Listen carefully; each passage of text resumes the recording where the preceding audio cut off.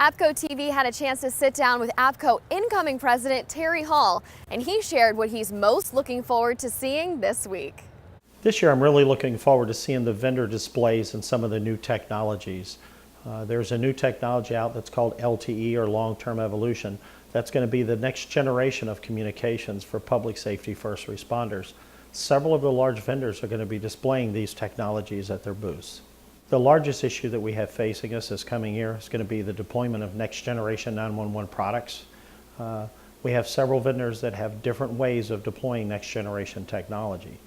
We have some early adopters that are out deploying technologies that may or may not be interoperable with what we end up with 2 years from now.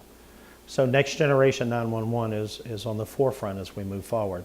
Additionally, emerging technologies for long-term evolution. That's going to be the replacement for our land mobile radios 10, 15, 20 years from now. I've been an APCO member for over 30 years.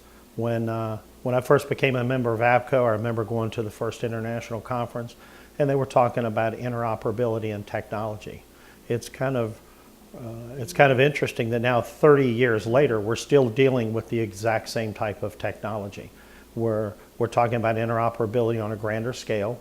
We're talking about location technologies for firefighter, EMS, and law enforcement professionals in buildings.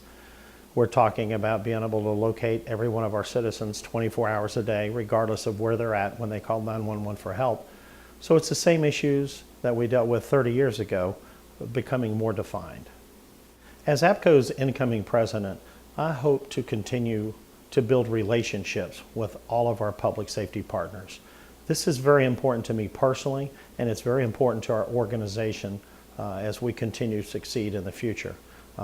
We've grown to over 15,000 members currently, and a lot of that I attribute to the relationships we have with the National Sheriff's Association, the International Fire Chiefs Association, SAFECOM, NIPSTIC, and other organizations. Through these partnerships, we're able to set standards and to put guidelines and practices together that are important for public safety as we move forward. Moving into the presidency this year, I believe that the qualities that I'm going to bring forward, I'm a people person. I believe that APCO should remain a member-driven organization. I believe that we should continue to foster working relationships, and we can't do that without the input from our members. And it has to be driven from the ground up.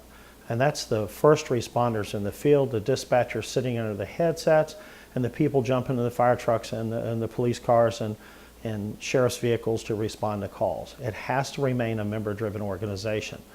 My goal is to put together a team of folks over the next year, and through our committee work, continue to build on what we've done great for over 50 years.